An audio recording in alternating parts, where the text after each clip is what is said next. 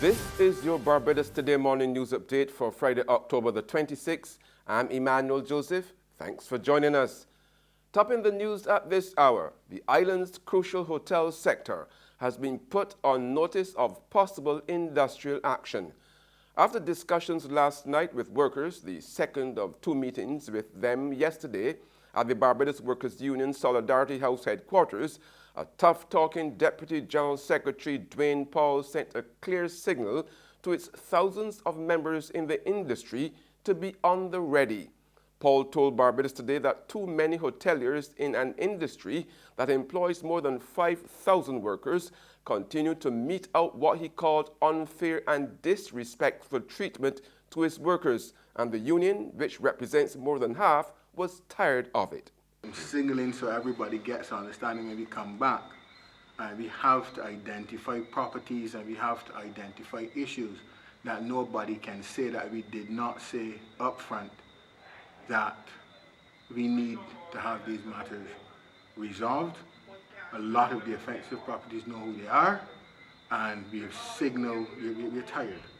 So we are signaling that that is the next phase for us. So we are basically sending a rallying call to all hotel members to ready themselves to make sure that they bring change to their profession. In other news now, a local constitutional lawyer is advising against adopting the last in, first out principle across the board when carrying out retrenchments similar to what is currently being undertaken by the government as part of its restructuring of the public service. Queen's Counsel Hal Gollop, a former chairman of the first ever Employment Rights Tribunal in Barbados, warned yesterday that to do so would be counterproductive. Gollop's position comes in the face of accusations from the National Union of Public Workers leadership that the same principle, as discussed with the government, was not being strictly followed in the laying off process. In my view, it is counterproductive when applied straight across the board, or if applied straight across the board.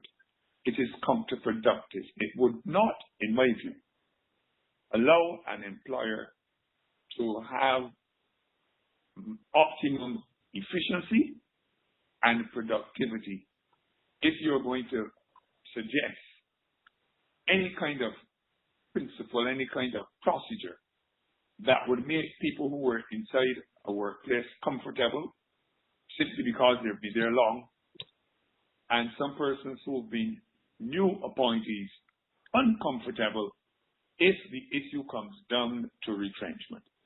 The current spate of serious road accidents across Barbados has drawn the ire of President of the Barbados Road Safety Association, Charmaine Rowland Bowen, and she's laying the blame at the feet of authorities for not enforcing the traffic laws.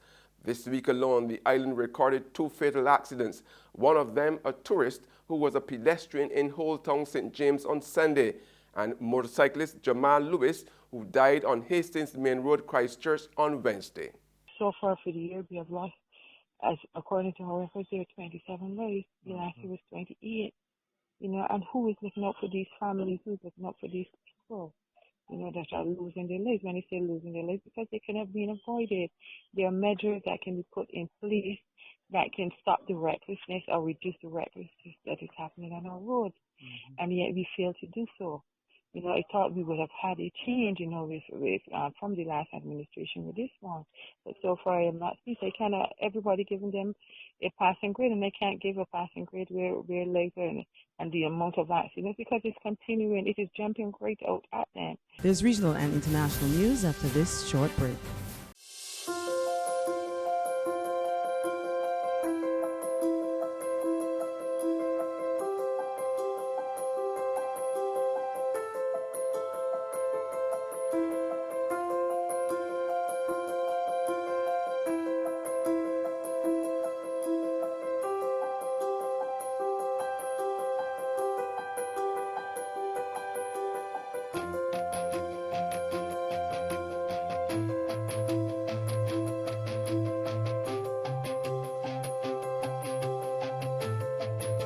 Barbados Today, news you can trust.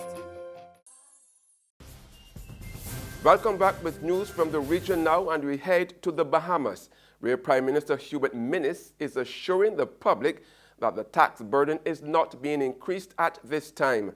The assurance comes on the heels of concerns of a proposed tax increase to fund a revamped national health insurance plan.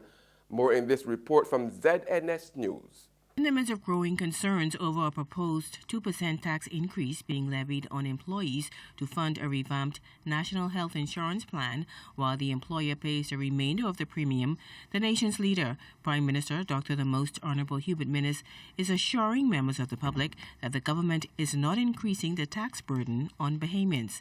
The Prime Minister indicated in an interview with ZNS News that a report on a proposed national health insurance plan is being prepared at this time, and once completed, talks will commence with stakeholders on the way forward. However, he said the report has not yet been submitted to Cabinet for discussions or a decision. That is not a definitive report or the government's decision to say we are increasing taxes on the Bahamian taxpayers.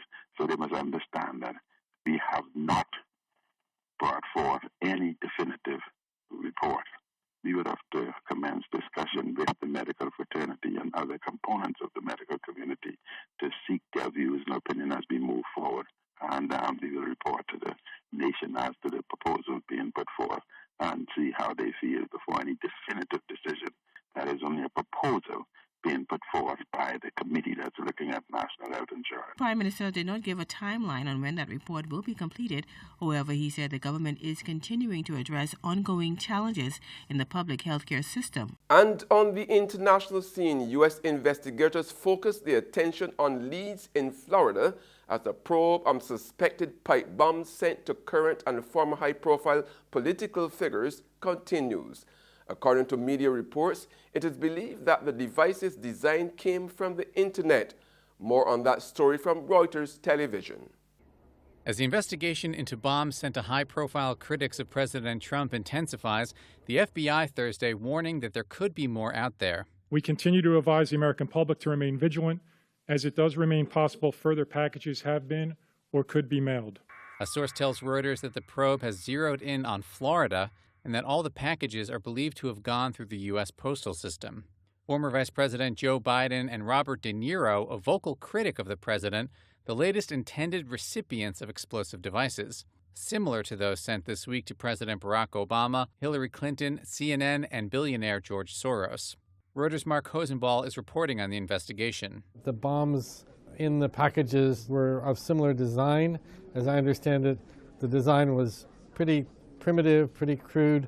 This is the type of design that's been on the internet and in radical literature for literally years. Would you describe this as something that was a hoax, or should people really be taking this seriously? This is something that should be taken seriously. The bomb threats coming less than 2 weeks before the contentious midterm elections, jolting a nation divided by partisan rancor.